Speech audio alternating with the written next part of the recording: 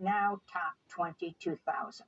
Over 200 been killed in the past 24 hours.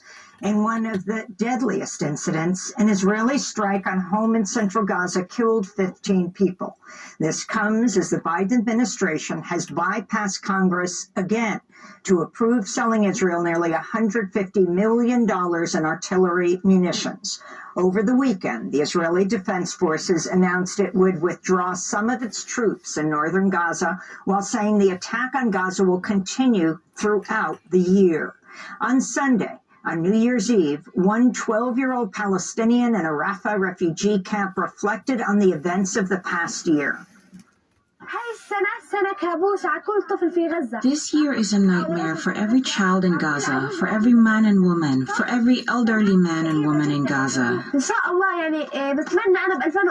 God willing, in 2024, I wish when I wake up on January 1st to discover that this was all a dream, to wake up at home on January 1st, for the war to end, for our suffering to end, for this tragedy to end. I wish for everything to go back to how it used to be. I wish that we could go back to our homes. I wish this is all a dream. Every day we wake up and pray it is all a dream, rather a nightmare. Unfortunately, it is reality, a bitter reality.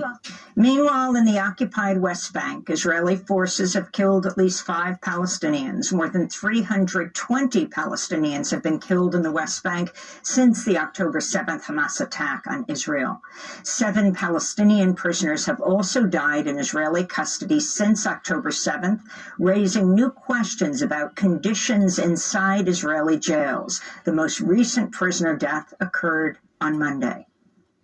South Africa has filed a case at the International Court of Justice in The Hague, accusing Israel of committing genocide in Gaza.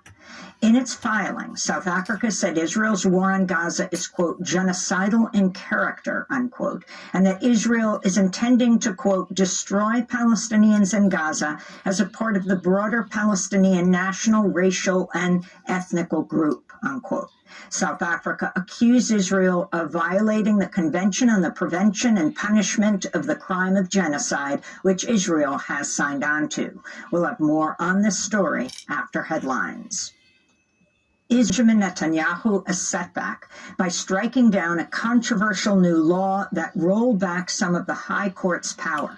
Netanyahu's broad effort to weaken the judiciary sparked massive protests across Israel last year that deeply divided the country. On Sunday, a former member of Netanyahu's cabinet, Galit Distel Atvaryan, issued a rare public apology for her role in creating divisiveness inside Israel before October 7th. She said, quote, I was one of those people that caused the state to be weakened, that harmed people. I created a split, I created a rift, and I created tension. And this tension brought weakness, and this weakness in many ways brought massacre, she said. Protests against Israel's war on Gaza are continuing. Here in New York, a caravan of cars with Palestinian flags blocked traffic headed to John F. Kennedy International Airport Monday. That's right. Meanwhile, in Pasadena, California, protesters calling for a ceasefire in Gaza briefly halted the Rose Bowl parade. That's right.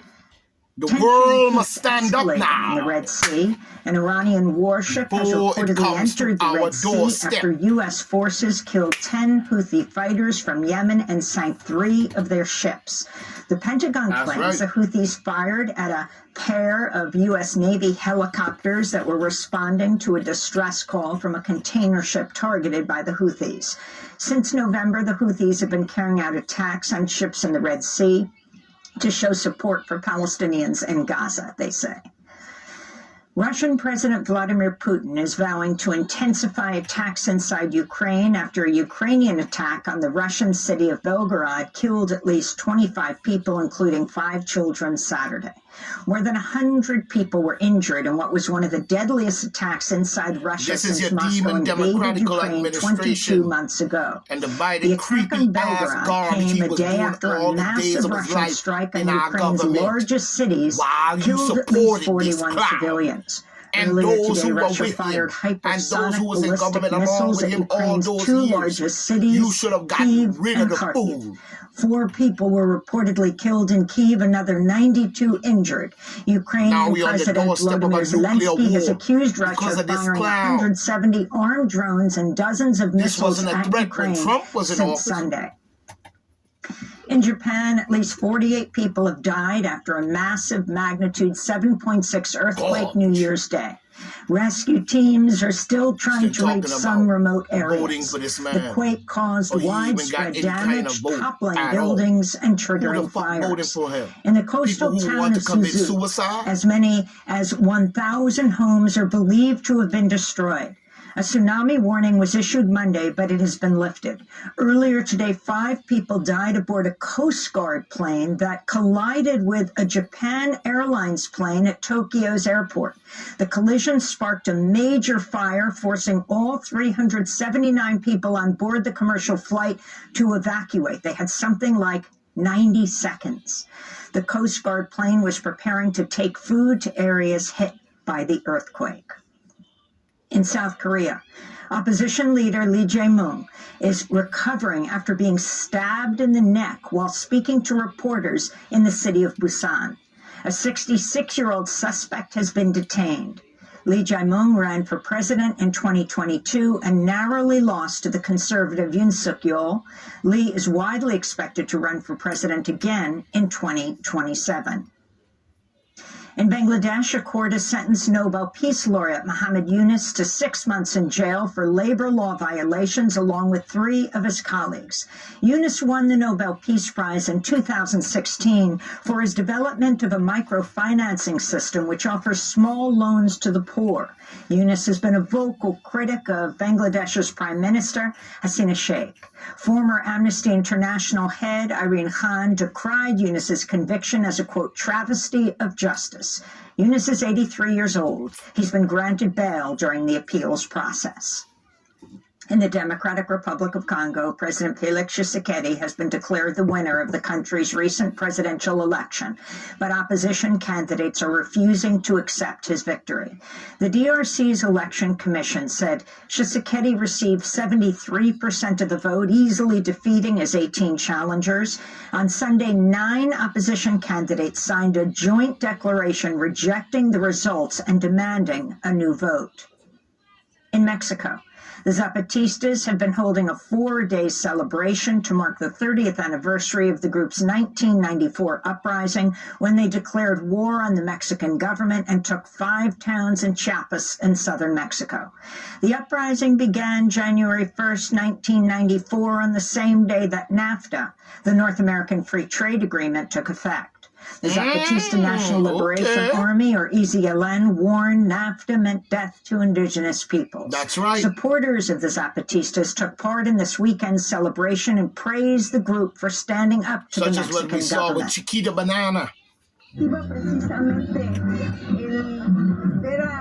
To see the organizations upholding their autonomy encourages me. It is an example of dignity. They were the only ones who dared to raise their voices, to say enough is enough, against oblivion, against regression, against death, against discrimination.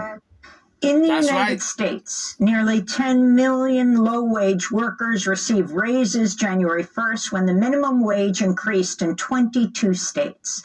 The biggest increase came in Hawaii, where the minimum wage jumped from $12 to $14 an hour. That's In bullshit. Washington state, the minimum wage That's increased to bullshit. $16.28 an hour, the highest rate of any state. $16 The an federal hour is minimum wage bullshit. remains at It should be $7.25 higher than an that. hour. That's the same level it's been for Meanwhile, 15 they're spending years. trillions of A US slew dollars of other new state to laws create went into illegal effect wars. January 1st.